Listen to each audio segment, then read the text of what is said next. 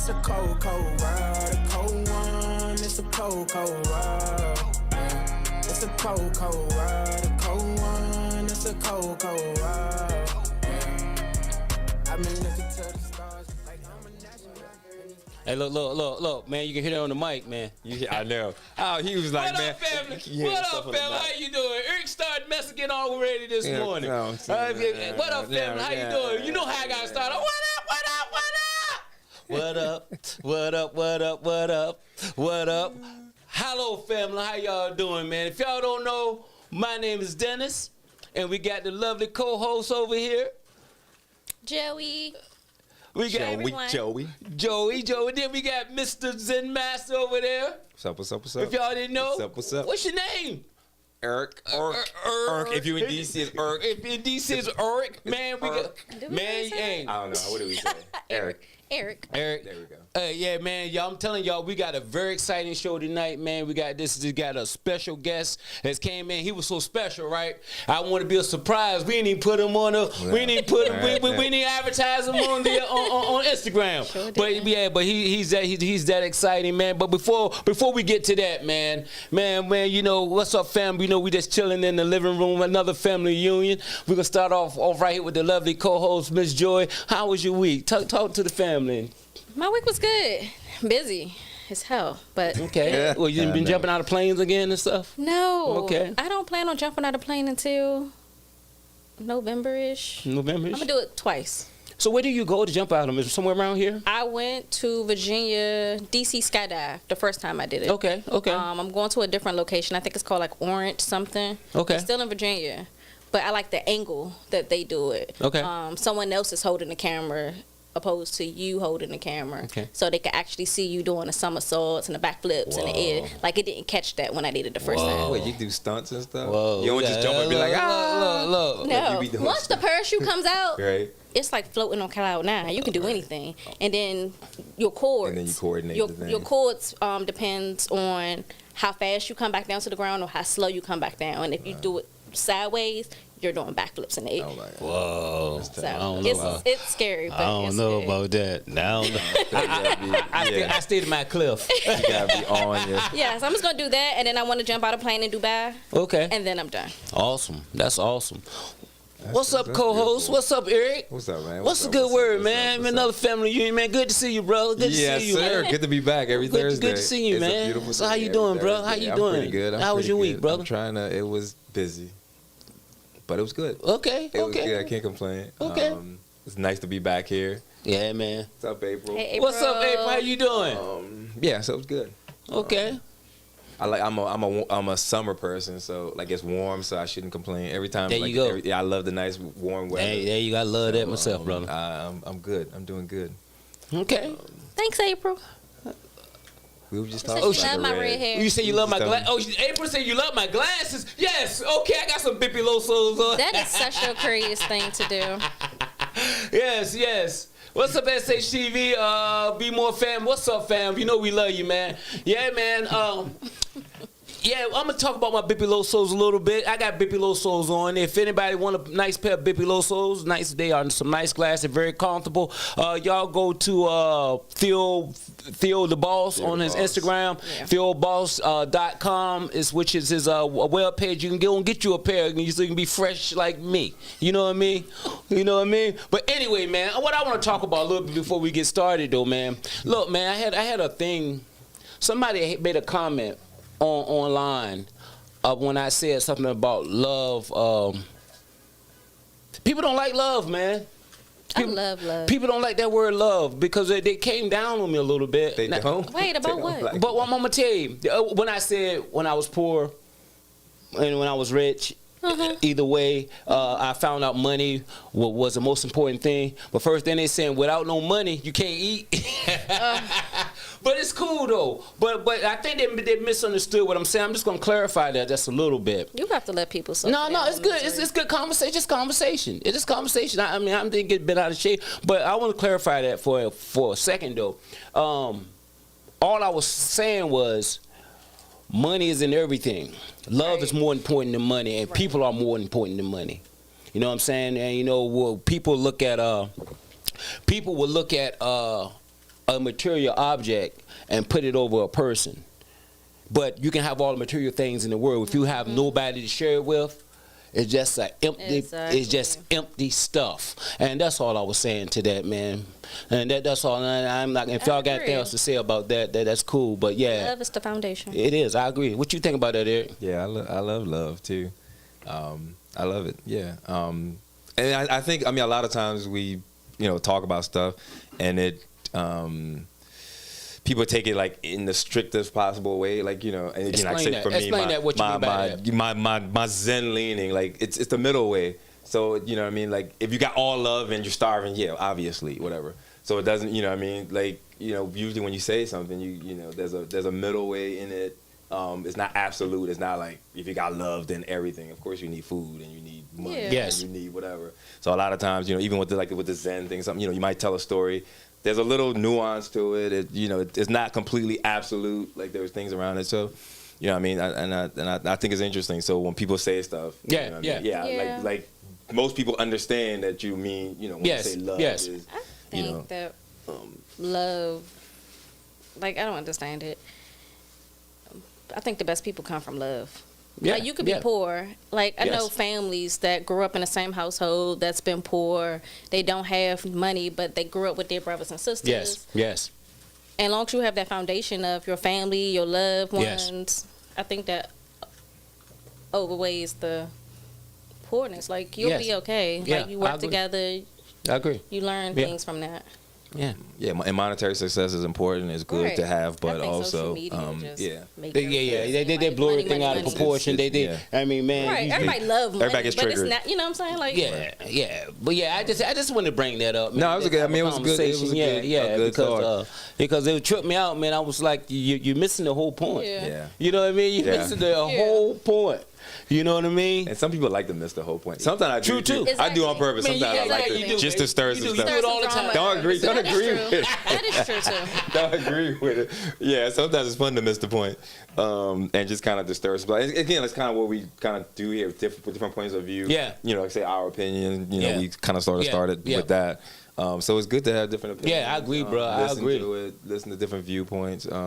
Miss the point every now and then just to get some clarification. I think like Jim Carrey famously said one time too, he wished everybody was rich. I mean, of course he's a gazillionaire. It's easy for him to say, but he always says, he wish everybody could just be rich one time so they can realize that that's not what it is. Yeah, that's not what it's about. That reminds me. Some people have money and still not happy. Yeah, that reminds me on Steve Jobs' commencement speech. He think he lived like 6 months to a year afterwards.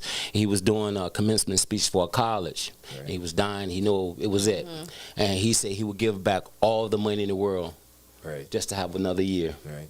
See.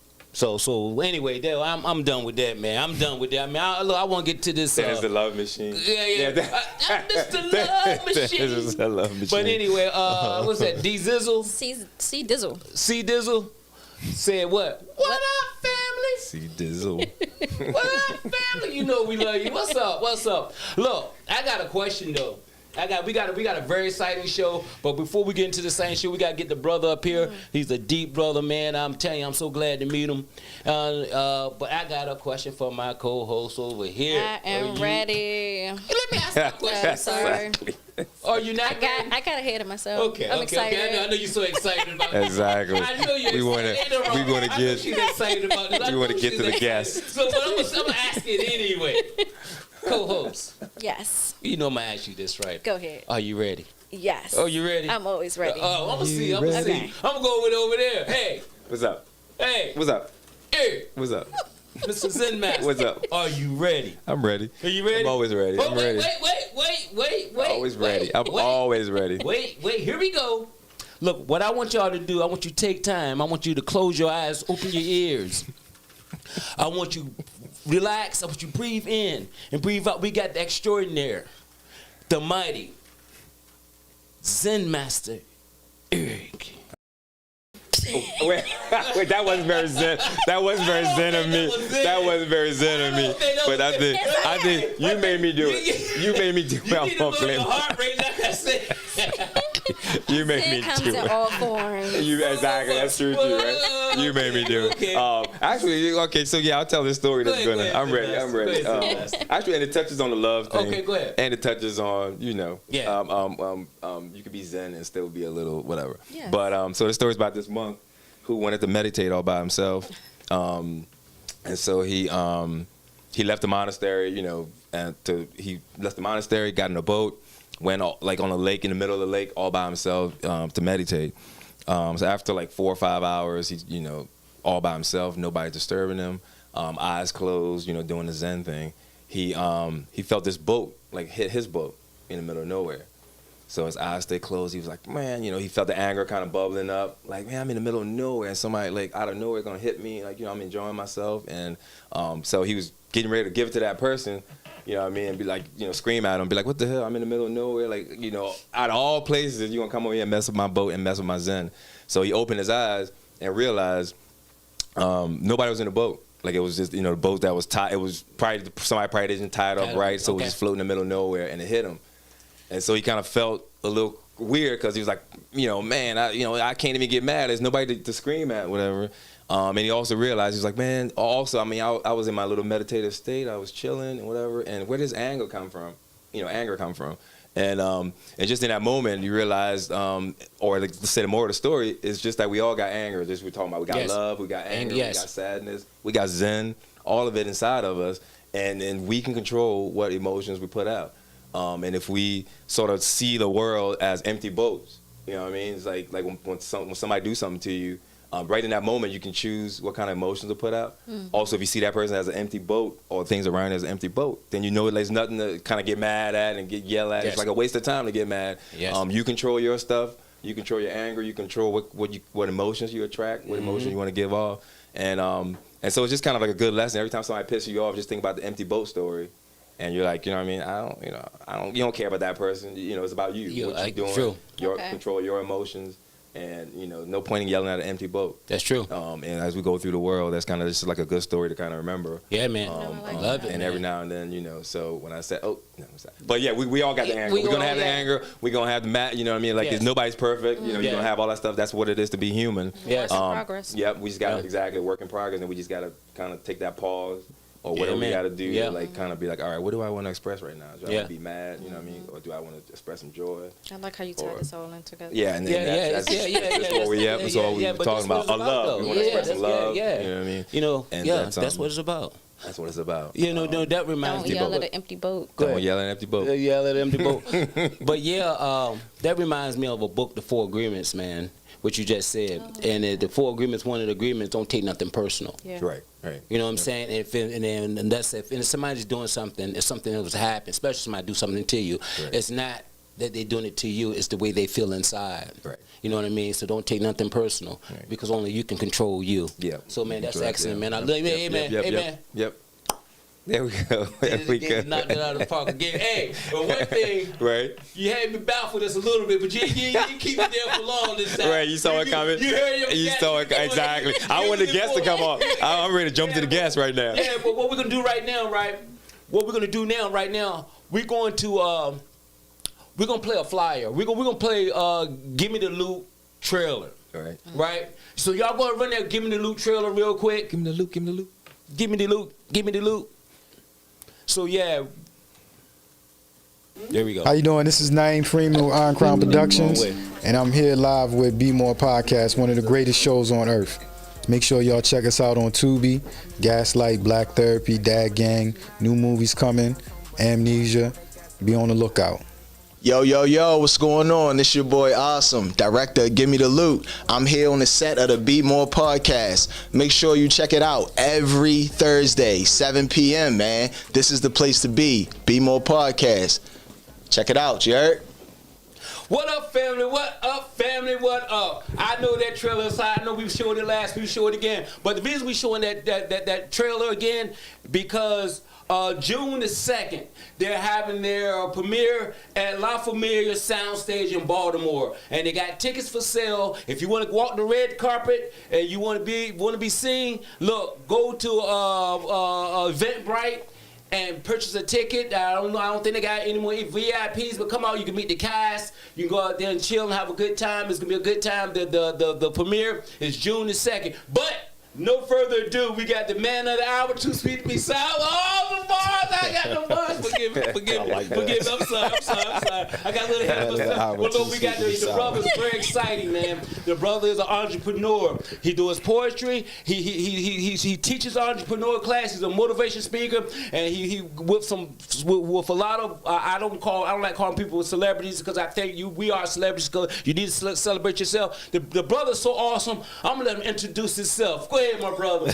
What's up, everybody? Backpack Jeff, motivational speaker, entrepreneur, husband, most importantly, father, most importantly, and as well as entrepreneur coach. Man, I love helping other people get to the bag. That's what I do. Oh man, hey man, you need to. You need to yes. Listen, look. We got till 8 o'clock, so ask me everything that you need, man, and even after too. Even after too, after you too. You know your family now, right? I love it. I love it. Family, brother. They fed me like I was family, so. You family, brother. And you know I cooked the chicken, right? You did? Oh yeah, but it was good. Best That was carry out right? chicken, man. You ain't write that on it. That was carry out chicken and everything. Wait a minute, man. What carry out you get that from? Well, that's the best chicken you ever had, though. Did you make it? Answer that first. Did you make it? Yeah, I made it. It was the second best chicken I had. You good. I can't take it away from immediate. Let's get right into it, bro. Let's get right into it. I have a question for you, though. Let's do it. How did you get the name Backpack Jeff? Yes. So, interestingly enough, it actually just came to me out of thin air. Okay. I saw Eric Thomas going around with his camera, and he was, filming his motivational videos in random places. And I said, you know what, I'm gonna do the same thing. And so I started doing the same thing, but I got tired of carrying my camera and my tripod and all of this stuff with me. So I said, I'm gonna go to Walmart and buy me a backpack. I went to Walmart, I grabbed the backpack, and I said, man, I'm gonna just call myself Backpack Jeff. Oh man. And I was like, whoa, what a ring.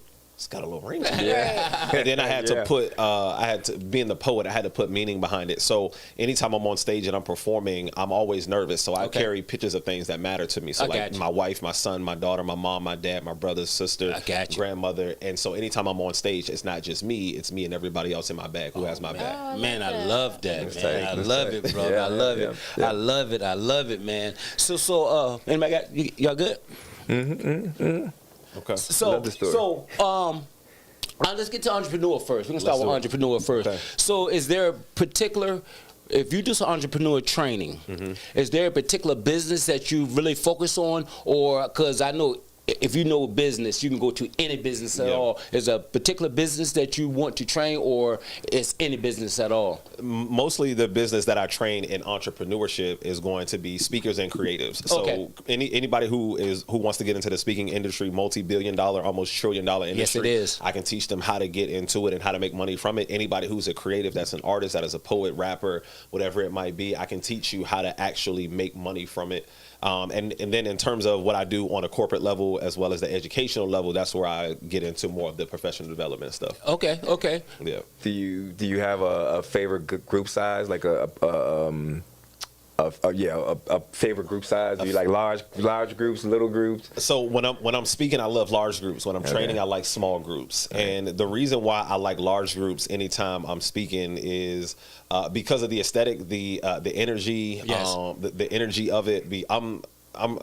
I do a lot with humor when I speak. So having laughter from multiple people, I've had people in the audience literally in tears from being up on stage. And anytime I'm training, I enjoy the smaller groups because it can be more interactive, it's more engaging, it's more intentional about what we're doing, and we can get through a lot more and make sure that every one of the questions that people have are answered in that fashion. Nice. Okay. Nice. But since doing your training, it's a two-part question, but the first one is, I don't use the word fear. What's the biggest problem? You want to use the word fear. What's the biggest problem you see when you're training someone, when somebody's trying to accomplish something? What's the biggest problem? The biggest issue is the mindset. That's the first thing that everybody has to work on is the mindset. I took a year and a half to develop my mindset, and during that time, I didn't listen to any music. All I did was listen to motivational speakers. I read books. I listened to podcasts. I went to conferences. I went to workshops because I had to be. I had had to be poured back into in a positive way. I was at the lowest point in my life at that time, going through the deepest depression that I ever went through on June 4th, 2014. Yes. I lost my house and my job the same exact day. Yes. I was in Uniontown, Pennsylvania with no one there, no one around me, no family or anything. It was just me and my dog. And that was like one of the darkest points in my life at that moment. And so I made a decision at 25 years old that I was going to start working on myself. Okay. And I went through that. And what I see, a lot of people, what I see and what I notice about their mindset is that their mindset hasn't been expanded beyond their current situation, beyond their current circumstances. Yes. And so what I had to do was I had to expand my mindset and start to see different things, but not only see different things, also desire different things. Once you get that desire, once you get that exposure and you start to desire certain things, and I start to ask myself, how come I can't have these things? How come I can't be able to do this? How come I can't be in $1 million home? You know, and then you get to the point where, you know, you ultimately 2 years ago, me and my wife, we got almost $1 million home, $750,000 home, at a very young age. So yeah. You know, that's one of my that's our motto is your talent will make room for you, and we say it all the time that you can have some trials, but as long as you keep going. Yeah. As long as you stay your course, you're gonna get there. Just stay your course, because we say it's gonna take every fiber in you to get where you want to go. And man, and I'm telling you, you're a prime. You are a prime person, for lack of better terms. I lost my words a little bit there, but anyway, a prime example of what we're doing brother. here. You're a prime example of what we're doing and what we try to tell anybody. If you go after what you want, if you keep going, but you're going to have to go out and work for it. Yeah. Right. Go ahead. Yeah, 100%. My motto for that is realize that you may have to sacrifice almost everything just to get a piece of what you want. And one of the things that I think some people aren't willing to do is they're not willing to make the sacrifice that's necessary in order to accomplish the thing that they want. The bigger the goal, the larger the sacrifice. Yeah. And you know, we've heard that many times. Yes. When I decided to come back here to make a better life for my daughter's future, I left her in Pennsylvania with her mom 200 miles away, and that's a huge sacrifice for me to have to miss those times, become a once a month dad or even a summertime dad. And then even when me and my wife, when we were buying our house, I mean, we drove Uber and Lyft. A lot of people will think that they're too good for those different types of jobs. No, I'm too good to drive Uber or Lyft or DoorDash or, you know, Uber Eats or, you know, do those kind of things. But we never looked at those things as being beneath us. Right. We looked at them as opportunities, because trying to buy the house that we were trying to buy, we had to put down an exponential amount of money. So we said, why work hard on our jobs or try to do that when we can just go out, do $100 in the morning, do $100 before work, do $100 after work, $200 a day, do that for 40 days. That's $8,000 each, total of $16,000. Add that to what we already had. Now we were able to put down a lot of money, you know, for the house that we were able to do. But because we looked at you know, different ways to make money as ways to make money, and not say hey, we're beneath this. And she was afraid, being a woman driving Lyft, and because you hear all of the horror stories about driving Uber and Lyft. So I had her location and stuff like that. But you know, after a while, it just became routine and it was natural. And you know, we were able to do extremely well from it. Awesome. Nice. So what's the easiest thing to get to a person that trying to succeed? What we say be the easiest? The easiest thing would be showing them what's possible first. I think people need to see what's possible, and I think once they see what's possible, then you can go from there in terms of making a plan of how to accomplish those things. When I was younger, I started to recall a lot of the things that I did when I was younger, and how when we're young, we used to dream so big. We used to sit on the porch and play that game. That's my car. That's my car. And we used to, that's my car right there. No, that's my car. And we never say that's my car to a Nissan Altima. We've never said that. Right. We said it to a Mercedes Benz, the Lexus, the BMW, the Range Rover, the Jaguar, the Land Rover, the Porsche that would drive by every once in a while, and then obviously you would see some of the foreign cars. We would say that's my car to those. And it took me back, like, why can't we have those things? You know, when I was working construction with my dad, we're in this kid's room, and it's this giant room that's bigger than the living room that me and my siblings grew up in. And I'm asking my dad, where's this little kid's bed? You saying this is his room? He said, no, this is his playroom. I said, oh. Wow. well, why you get one of those? Yeah. Well, no doubt. No doubt. I'm like, how you get one of those? Doubt. I started watching T.I. and Tiny Family Hustle. Yeah. They got a white room. Yeah. Everything in it is white. You can't go in there unless you're wearing all white. They sit in there, drink water and white wine. I'm like, okay. Whoa. How you get one of those? I'm starting to ask questions now. And so exposing people to what's possible and letting them know that there's no difference between the person who has those things and you is like the first step. They did a they did a brain operation on Albert Einstein, one of the smartest people to ever walk the earth. Because they wanted to see if what was so different about his brain than everybody else's that made him so smart. And they noticed after doing the study, there was nothing significantly different about his brain than the average brain. He just desired to learn. That was it. That's it. Yeah, curiosity. Yep. I'm gonna go to the chat real quick, and I think you answered this one already. If you want to elaborate on it some more, C Dizzle said, "What have you lost on the way to achieving what you have today?" What have I lost on a way to achieving what I have today? I lost my daughter in 2014, not through death, but I was forced to stay away from my daughter for 2 years during that time. I've been to jail during that time for 26 hours. I lost 2 jobs during that time, was fired from the same job twice actually, and then lost another job. I've lost almost everything. I've lost thousands of dollars. My very first speaking engagement, I lost a couple thousand on that because I rented out an 800-seat theater. I said, I'm going to sell tickets. I'm going to sell tickets. I'm going to sell tickets. I'm going to sell tickets. I sold 15 tickets. 30 people showed up. Out of the 30, 15 of them came from the church that I was in, and they were my they were the praise team. They were going to open up for me, and so and being in a theater with 800 seats with 30 people all spread out all over the place, it looked like no one's there. So I've lost a ton of money. I've had people steal from me. On my second show, I said I'm going to do a comedy show. The girl that was with me doing the comedy show, and instead of giving me the money that she had from selling the tickets that she sold, she took that money and spent it on a down payment for a car. Oh man, Took that money and spent it on a down payment for the car and was like, "Oh, you wanted some of that?" I was like, "Man, what do you mean I wanted some of that? I wanted all of it." That's why I was asking you how much was everything going to cost, because I would have gave you some of it. I was like, "Oh, man." So in this, man, a lot is to be lost, and you got to understand that. You just got to be okay with it. Yeah, I understand. You know, so yeah. Cordelia said, "Is that C Dizzle?" Said, what would you do differently if you could go back in time? I know it's super cliche, but I wouldn't do anything different.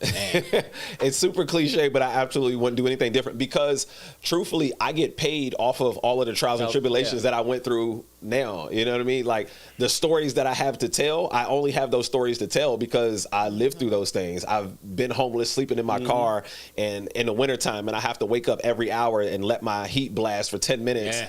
And then go back to sleep for 50 minutes, wake up in another. Man, that would turn on the heated seats in the back. I had a 2001 pearl white Cadillac Seville. That was my baby, man. Yeah, man, I remember those struggles, man. So I wouldn't change anything. They all are character building moments for you as you continue to thrive. Definitely, man. I say the same thing. Man, I say it all the time, man. Man, all those trials and tribulations are just a stepping stone for you to get to your future. You won't be the person you are if you don't go through those things. For sure. It will make you stronger. And somebody, April said, go ahead. You want to see it? What April said? What are your top 3 motivational books? That's easy. Number 1 is The Alchemist. Number 2 is As a Man Thinketh. And then number 3 would be, number 3 is like a toss-up. So I'll give a couple. Number 1 would be Who Not How. Number 2 would be The Richest Man in Babylon.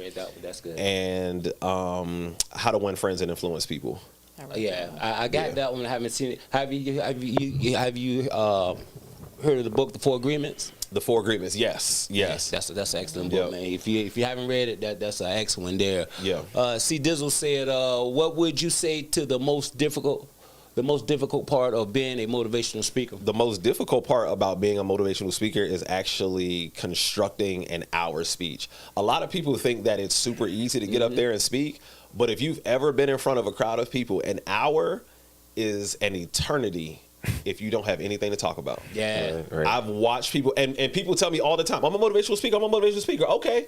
come on, I'll give you an hour. Okay. And then they fold after 20 minutes. Man. After 20 minutes, I've literally brought people into my coaching program, and I gave them an hour. And I don't have anything planned because I told you I'm going to give you an hour. 12 minutes, she's wrapped up, and she's like, hey, any questions? I'm like, 12 minutes? What happened? Like, where? So an hour is an eternity if you don't have anything to talk about. But an hour can go by just like that if you actually have something to talk about. Yeah. Okay. And you have to be able to delicately balance it off. Yes. Between the two. And so I came up with a formula on how to speak, how to construct your speech, how to put it together, because you're going to need a little bit of everything. You're going to need a little bit of humor. You're going to need a little bit of feeling. You're going to need a little bit of emotion. You know, I'm not the guy who gets up there and, you know, like Eric Thomas does a lot. Yes. And he's gotten better at telling stories, but I'm not the guy who's going to rah you. I'm the guy who's going to give you information and make you think and be like, dang, that's great. Like, okay, I understand that. So I want to challenge your thinking, and I want to give you steps. I'm a tangible speaker. So I want to give you I'm going to give you steps, and I need you to figure out where you are in the steps, and I need you to start from there and then continue to go. And it all leads to the same place, which is the success that you desire. Man, Pretty good. No, go ahead. Okay, Bmore, I just wrote it down. Bmore for real pod. What's up, Bmore for real? What's up, fam? Bmore How you for real, doing, baby? Man, we Theo the boss just walked in the house. What's up, fam? We love you, my brother. He just walked in the house. But Bmore for real said, what poet would you love to work with? What poet would I love to work with? My guy Prentice Powell, Grammy-nominated Prentice Powell. I met him early on when I was still living in Pittsburgh, somewhere around like 2016 or 2017. Okay. I sent him a message. I said, "Hey man, we're gonna be working together real soon. Just wait." But it's coming. So I would love to work with Prentice Powell. I would love to work with Brandon Alexander Williams, formerly known as Real Talk Raps. Super talented, edgy, extremely gifted with this pen. He's done work with like Outkast, Andre 3000. Oh man, awesome, stuff like that. Awesome. So when did you know that's what you wanted to do? Like, at what point were you like, hey, I'm gonna do this. I'm gonna be a motivational speaker? That was probably around like 2015. So I started working in the insurance business. I was working for Aflac. I was doing extremely well. But in the insurance business, you work on flat commission. So if you don't sell, you don't get paid. Meaning if you don't kill anything, you don't eat. Yes. And so in that business, you had to stay extremely motivated. And so I would just listen to speakers. This was the time where I was developing myself. Right. So I just listened to speakers because I had to change my mindset. And then I started listening to these guys over and over and over. And I'm reading these books and I'm like, man, all of these stories sound the exact same. And so what I did was I said, man, I got a story just like that. Man, I've been through something just like I got something just like that. And then so I tried it. I did my first one, didn't work. I did try to do my second one, and then I got into teaching a GED program. I taught a 6-week course at a GED program for free for about 2.5 years.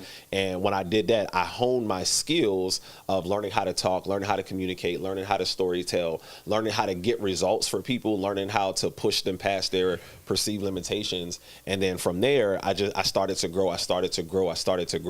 And then I got that first $50 for about 20 minutes. Oh man. I got that first $50 for 20 minutes. I need a and then loan. From there, Can't get a loan. Go ahead. you got to ask the wife, just as the financial advisor.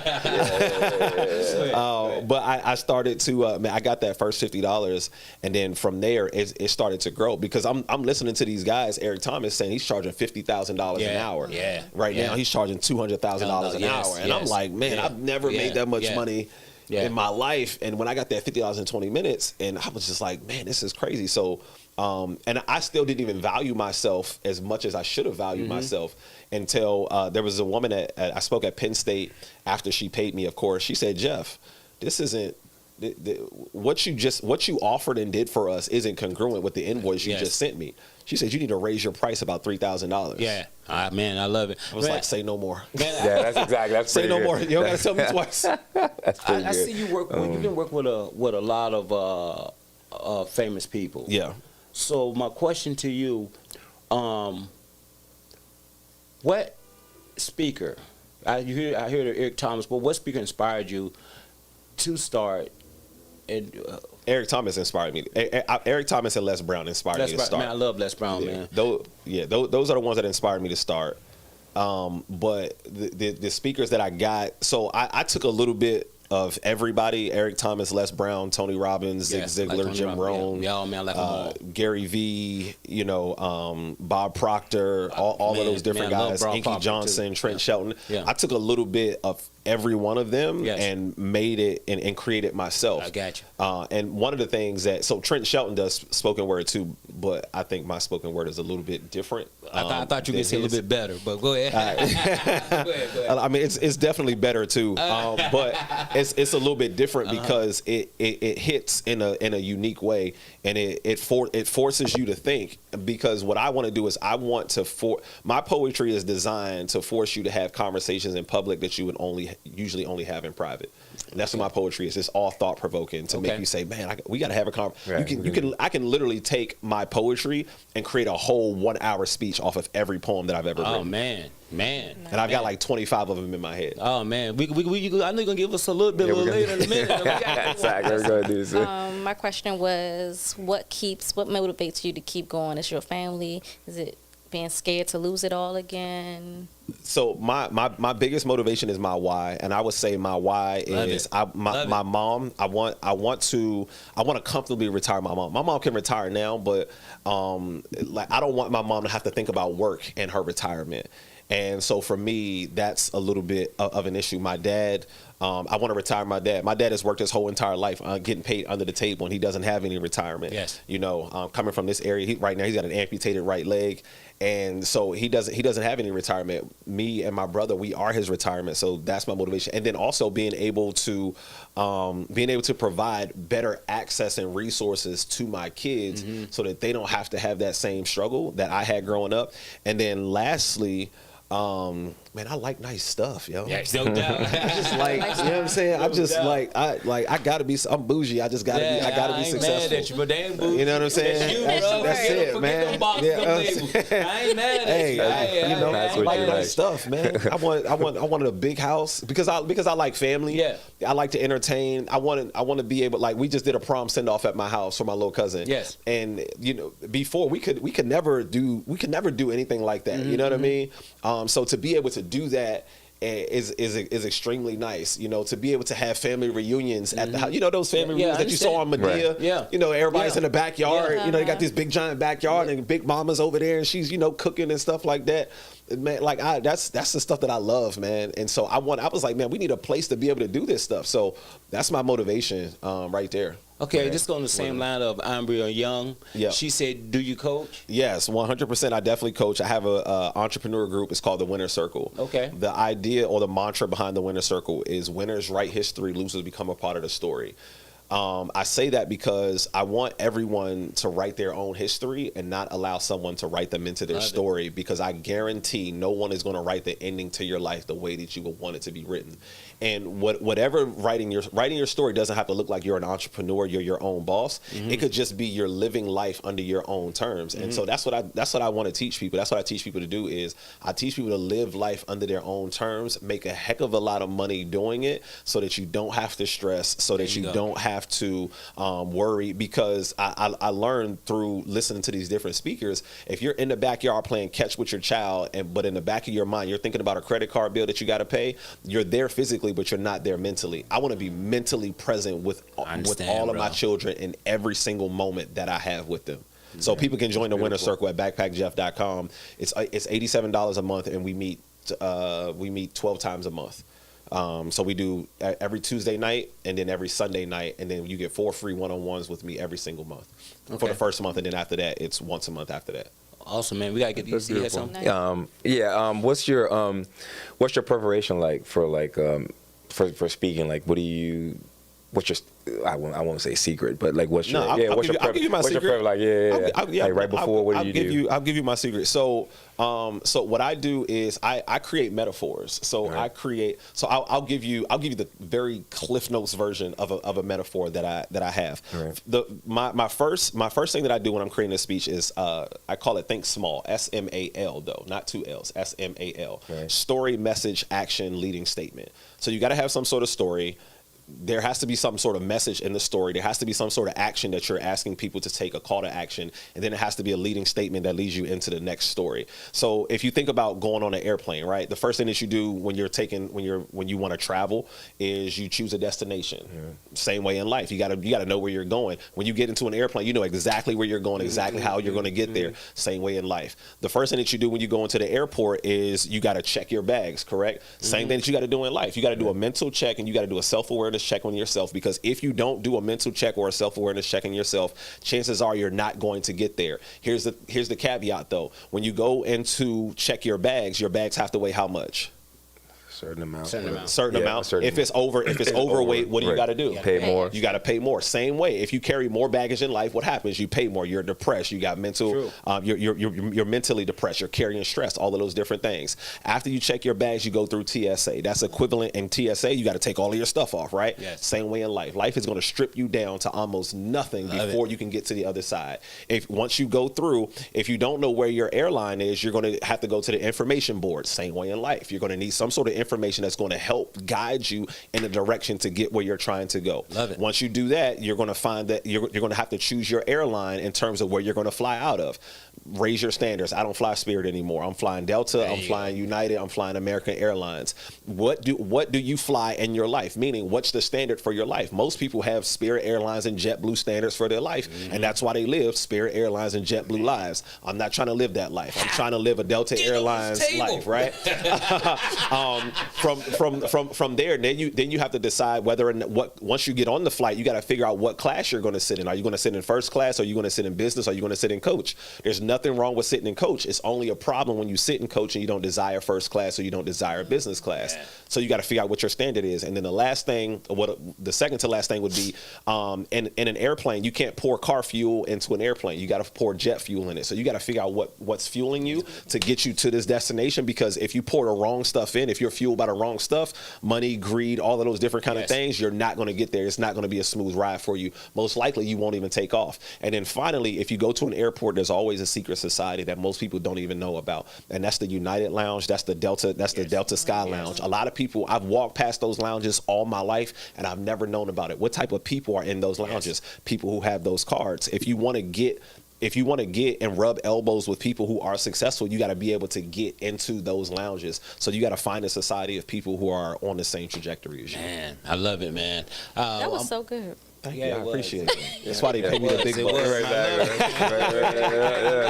Look, C Dizzle said, you see like Les Brown. I love Les Brown. Yeah. C Dizzle must love Les Brown also. She said, I don't know if you remember when he said he bought the tickets and the person died and they whatever. She said you did a Les Brown with those tickets. I definitely did, man. Oh my gosh, it was so bad.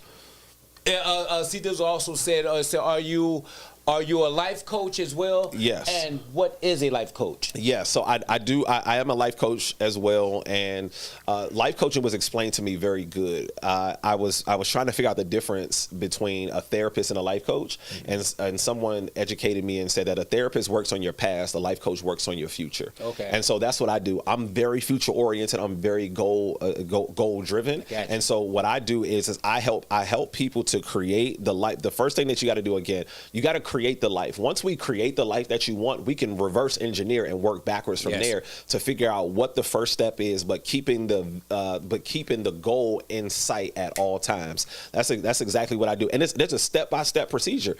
And the quicker you do the first step, the quicker you'll actually be able to get to your goal. So regardless of whatever the goal is, regardless of whatever it is that you want to accomplish, everything that I have in my life right now, I saw it long before I ever had it. I practiced living in that life long before I ever had it. And that's what got me there. And so, yeah, I teach people how to do the same things. Man, I love it, man. That's amazing. Go ahead. You had something? Yeah. Well, I want to switch. I want to switch gears a little bit. Let's do it. Thank you, bro. Thank you, man. That's my man. That's there. what I'm here for. That's my man. That's what I'm here for. Yeah. That's my man there. But anyway, man, we're gonna talk about your poetry a little bit, brother, if you don't mind. Yeah, let's do it. Yeah. We'll talk about your poetry a little bit. So, how did you get started doing poetry? Yeah, so I got started doing poetry because poetry was supposed to be a catalyst of speaking. Because anytime you go into a school talking to youth, young adults, anybody, and you want to speak to them, what I notice is that a lot of times is that their body posture is a little, here we go, we got another speaker, here, there's another speaker. But when you can do a poem to introduce yourself, people immediately grab people's attention because how good the poem actually is, and they go, wait, man, I like that. Yo, wait, what did he say? Especially youth, they be like, bars. What do you say? Bars. Okay. All right. Let me listen to bars. I like this. And so when you can do that, it automatically commands their attention, and then from there they go, okay, let me listen to what this guy has to say. So that's my icebreaker. Poetry is my icebreaker. And then what happened in the beginning was poetry took off faster than the speaking did, because there's more places to go and exercise your poetry. There isn't many places where you can go and exercise your speaking. Like, where can you go if you wanted to practice speaking? Where would you go to practice speaking? Yes. Nobody knows. Yes. Where would you go if you wanted to practice your poetry? Well, you would go to an open mic. You can go to small open mics. You can go to big open mics. You can go to the smaller ones, not that many people. You don't know anybody. And you can practice here in the DMV 5 nights a week, multiple locations 5 nights a week. But speaking, you don't have that same luxury. So that's why I created the Winner Circle. So anybody who wants to be a speaker, if you tell me you're a speaker, I'm gonna give you an hour with my group. I'm a speaker. Okay, I'm gonna give you an hour with the group. I'm gonna give you an hour with the group. We're gonna see. Hey, listen. I hope so. We're gonna see. Yeah, I'm a speaker. I'll give you an hour. Exactly. Test you. Right. You touched on it earlier. But what advice? I mean, other than coming to your the obvious ones coming to you. No, I'll give you the whole play. Somebody who wants to get started. Yep. If what advice I would give you to someone who wants to get started? In fact, there is somewhere where you can go to actually practice your speaking, but a lot of people don't know about it. It's called the Maryland Business Roundtable, mbrt.org. M as in Mary, B as in boy, R as in Roger, T as in Tom.org. You go there, and every single school year they have almost 100 to 200 different speaking engagements where you can go in schools all over the state of Maryland and you can practice speaking before classrooms. What I did was I went and I spoke to a classroom, but before I got there, I'm an entrepreneur, I'm a salesman, I've worked in sales. I called the principal up and said, hey, how you doing? Next week I'm coming in to speak in this class, Ms. Brown's class, from 7 a.m. to about 3 p.m. I would love for you to peek your head in at one point in time so that I can introduce myself, and also so you can see how the students are retaining the information. Okay, great. I go, the principal comes in, peek their head in, the students are excited. I start giving my all during that time, even though I was before, but you got to ramp it up a little bit more, right? So when the principal comes in, principal's like, oh my goodness, man, we would love to have you come and speak to the whole school. How much do you charge? There you go. Hey, brother. Brother. Hey, look. How you doing, man? Gotcha. Brother, man, our time is almost near, right? I know it's fast, but man, I really appreciate you coming, and I know you didn't have to be, but what I'm going to do, I'm going to have you speak something in a second, but I'm going to start here with my lovely co-host right now. Do you have anything to say before we leave? Because I'm going to let him close it out. Yeah, 'cause he's great. Yeah. Not really. Just have a great weekend. See you guys at the Gimme Loot premiere on Sunday. If you guys come, just have a great week. Don't let things get to you. Love it. My brother over there. Don't scream at boats. Don't scream at empty boats. Don't scream at empty boats. I like that. I'm have to take that story. Yeah, you got to take it, bro. Just them masters full of them, Absolutely. man. I ain't say he full of it. I say full of them. Anyway, but go ahead, my brother. You got something to say before we go? Nah, man, appreciate you coming out. I mean, this is definitely motivational. And yeah, I appreciate you taking the time to come with us, to join us up here. Like he said, your family now, come back anytime. Appreciate it. A lot of knowledge, and I really appreciate it. Thanks, obviously, fam, for joining us. Like, share, subscribe, like we always say. And what is that, 1 year anniversary? We've been on here for a year. So yeah. So appreciate you, fam. Appreciate you guys for tuning in, man. We couldn't do it without you. Just keep watching, man. Keep watching, commenting. If you got suggestions, let's hear it. We want to hear it. Criticism, all that stuff, we love it. And come sit and there's always somebody here hanging out. Come hang out with us, your family. Just come hang us, send us a note and come over here, join us, come sit in the chair with us and hang out. So that's it, man. Yes. Love. Love. Brother, First thing I want you to do, this camera 3 right there. Okay, first thing I want you to make sure you give out your information. Yep. So anybody want to contact you, how can they contact? What they contact you for? And you gotta bless us with one of them poems, though. Gotta bless you with one of the poems. Okay. Or anything you want to say. I got you. So you can get in contact with me. BackpackJeff.com. It's not Backpack Joe. It's not Backpack Jack. It's BackpackJeff.com. It's Backpack Jeff on Google. It's Backpack Jeff on Instagram, TikTok, PlayStation, Snapchat, Facebook. You can send me an email, hello@backpackjeff.com. You can also reach me 202-436-6652. Again, 202-436-6652. Send me a text message. Let me know that you saw me on the Bmore podcast and you want to know more. I will definitely help you all. Free consultations are free. I will give you as much information as I possibly can in the 30 minutes that we will have together, because I want to see you do well, and I want to see you live the life that you desire to live. I'll do this poem just real quick. It's a poem called "I Remember." I remember when gas was $1.83 a gallon and I could never drive on a full tank. But now gas is dang near $4 a gallon and I never drive on anything less than a full tank. What I'm telling y'all is that these days I'm filled up. God been pouring more blessings inside my cup. Overflow. I'm talking business. Overflow, relationships, overflow, cash, overflow. I'm only interested in having conversations with people who are trying to be progressive. Once they start talking anything else, guess what? Conversation overflow. No, I remember no seats at the table, so I built the house the table resides in. Now if they want to have a seat at the table, I tell them to dial in, and my assistant will handle the call and direct you to where you want to be. I'm even making the small changes in life, y'all, like changing from Sprint to AT&T. I remember being stressed out and overlooked. Nowadays, I'm still stressed out, but more because I'm overbooked. I remember going shopping just to buy one outfit at the mall. Nowadays, if I see something I like in multiple colors, I go, let me get them all. And look, I know that may sound a little intense, but I'm thinking differently now. I'll stitch a backpack in it and call it a business expense. I remember one pair of shoes for the whole dang school year.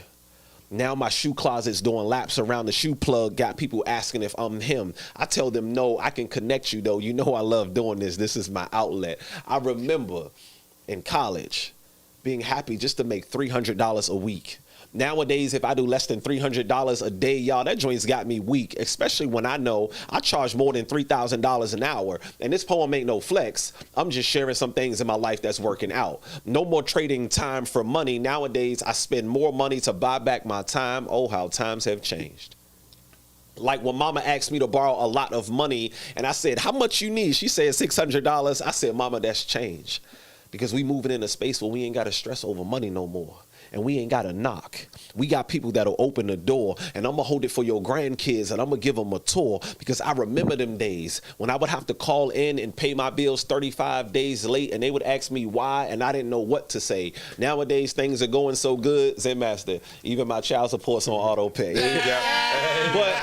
But this poem ain't no flex. No, I'm just sharing some things in my life that's working out, because I remember them days when I would have to live in that overdraft, and some of y'all know exactly what I'm talking about. That before you get your check, you already know the whole thing you got to take out. And then they hit you with that overdraft fee. And I mean, rightfully so, because how else will you learn that you should actually live below the means in which you earn? I remember them days when I would sit in my house and cry because life was so bad. Now I cry because life is so good. Y'all, even my tears taste different. No more dropping tears because of struggle. Nowadays, I drop tears to remain humble, because I know in an instant I can go right back. And that thought alone is what keeps me on track. So I always stay in my bag. So I never got to chase a bag. And that is exactly why they call me Backpack. Awesome, man. We love it. Appreciate you. We love it. We love it. Family, y'all know what time it is, man. We talk about this all the time. We say your talent will make room for you. Whatever's inside of you is good enough. You are perfect just like you are. I ain't got to say no more. He said it all. And look, what we try to do, we try to bring you people. We try to bring you people that you can contact with. Not only us saying it, we showing it to you. And we giving you ways you can get in contact with people that's in the same field, same line. Whatever you need is here for you. Whatever you want, you can have. And I ain't gonna say no more. But before we go, right, this is our 1-year anniversary. I'm gonna ask my lovely wife, could you bring us a couple of glasses and some champagne? You have a glass of champagne with us, brother. I would love to. And we celebrating. Y'all get a glass. Y'all get a glass. Right. Yeah. We got. Come on over here. Look. We got Theo the boss here with the below souls on. Hey, did you bring an extra one? I ain't get one the last time. I ain't get one the last time. I ain't get one the last time. When we both got off work early, Awesome. You guys see this amazing stuff we about to get into. Yes. 1 year anniversary. 1 year anniversary, y'all. You know what I'm saying? Yes, all good. But I walk in, everybody got the 50. Hey, King. Yeah. Hey. I like to put that connection. Thank you, Give me man. some of that energy. Absolutely, man. Absolutely. That's good stuff. So what we're gonna do is stuff. this, man. This is for 1 year, and I want to thank God Congratulations. for allowing this to happen. Like you said, brother, I tell people all the time, man. When you're going something after something you want, it's going to test every fiber in your body. Yes. Every fiber in your body when you're going through. Yes. And a lot of times it's going to seem like you can't make it. But if you keep going, you will. You will. 100%. All right. I can't wait to talk to you. I think I'm your protege. 100%. Hey, bro. Let's do it, man. I know. I feel like I need a life coach. Let's do it. Let's do it, man. Got Tell you, man. I need a therapist and a life coach. Can you have both? 1, 2, 3, 4. I need a glass. Yeah. All right. Here we go.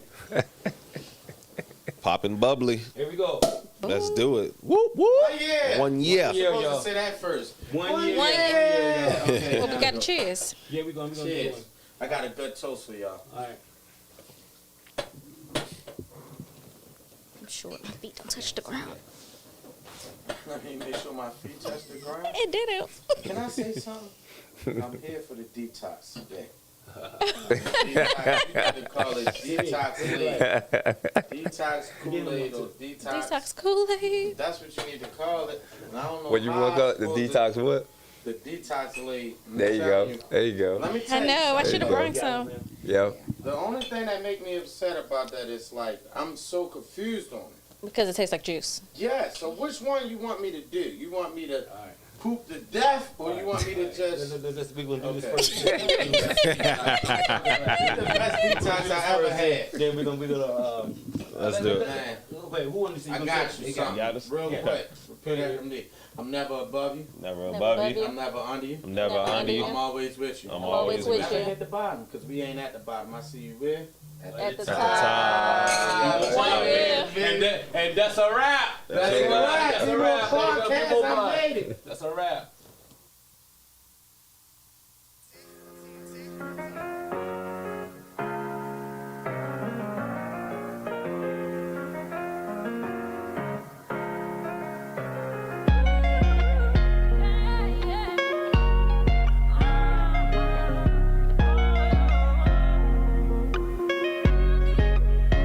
It's a cold, cold world, a cold one. It's a cold, cold world. Yeah. It's a cold, cold world, a cold one. It's a cold, cold world. Yeah. I've been looking to the stars like I'm a astronaut, and this pain hurts so much, so I smoke.